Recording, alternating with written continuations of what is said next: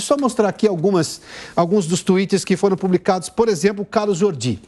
O deputado Carlos Jordi, do PL, diz o seguinte, abre aspas, no mesmo dia, posicionamentos diferentes de Marcos Duval. Primeiro acusa Daniel e Bolsonaro de tentativa de golpe. Depois, a Polícia Federal pede que seja tomado seu depoimento e ele recua dizendo que o Bolsonaro não foi o responsável, somente Daniel. Mais um pouco e dirá que foi apenas um mal-entendido. Fecha aspas. Bom, esse é um deputado do PL. Agora vamos ver alguns deputados do governo. Oposição ao governo Bolsonaro lá atrás. O também deputado federal pelo PSOL, Guilherme Boulos, tuitou o seguinte, abre aspas, mais um crime, Bolsonaro orientou o senador a gravar ministro do STF para tentar anular eleições. O chefe do golpismo do país tem nome e sobrenome e precisa ir para a cadeia, fecha aspas. Antes de eu ler a deputada Gleisi Hoffmann, vamos lá. A gente não viu o Boulos pedindo que todas as denúncias que o Marcos Duval fez em relação aos atos do 8 de janeiro, que comprometiam o governo federal, pelo menos na tese levantada por ele, fosse também investigado. Interessante esse duplo padrão do deputado Guilherme Boulos. Mas vamos lá.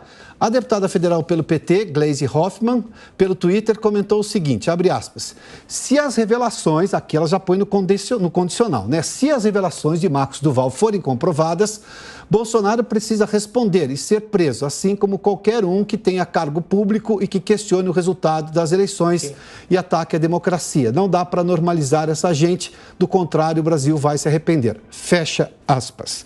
Eu tenho também um outro do Humberto Costa aqui, ele se manifestou dizendo o seguinte, abre aspas, me pronunciei no Senado sobre as graves informações repassadas pelo senador bolsonarista, dizendo que Marcos Duval sobre a tentativa de golpe planejada pelo ex-presidente Jair Bolsonaro. Fato grave que precisa ser apurado e todos os responsáveis severamente punidos na forma da lei. Vamos lá, para a gente discutir um pouco sobre a questão política agora, eu vou trazer o Zé Maria aqui também, nossos convidados, o doutor Sobreira e também o Bruno. Esses parlamentares todos, à exceção do Jordi, que é do PL, não questionaram, não deram essa credibilidade toda a Marcos Duval quando ele acusou, e vamos lá, é muito sério o que ele disse.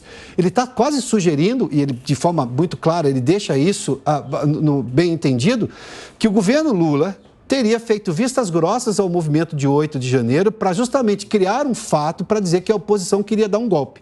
Ou seja, nós estamos falando de um crime de atentado contra o Estado Democrático de Direito que teria sido, digamos, copatrocinado pelo governo que se diz vítima do processo.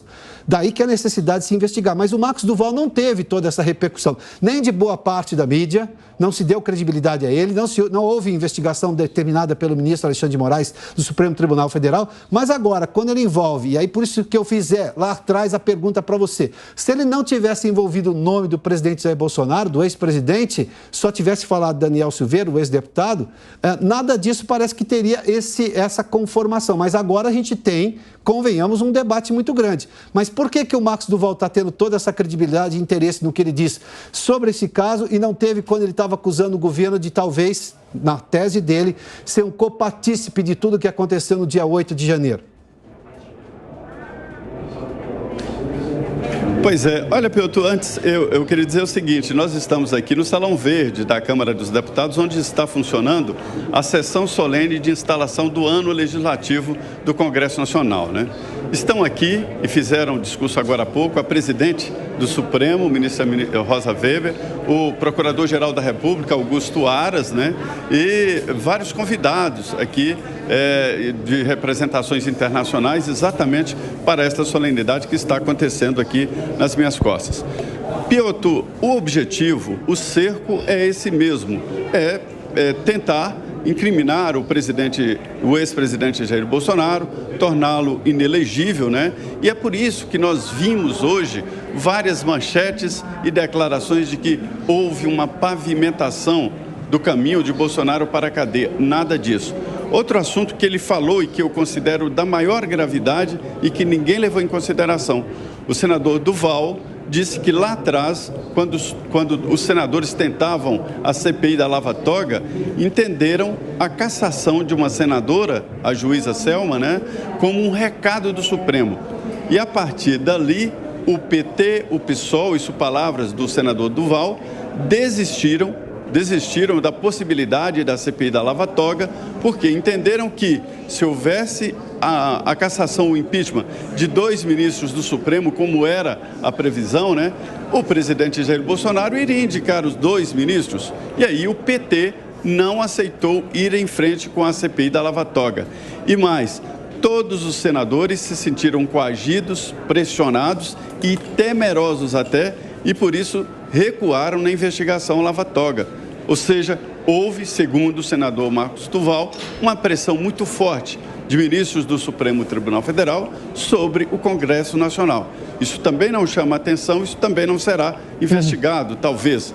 Mas isso aí reforça, sim, a possibilidade de instalação de uma CPI que nem Lula quer, para investigar quem realmente fez o quebra-quebra aqui no Congresso Nacional, que ainda tem marcas, no Senado Federal, no Supremo e no Palácio do Planalto. Quer dizer, este é um assunto para ser detalhado numa investigação como é um plenário de uma CPI.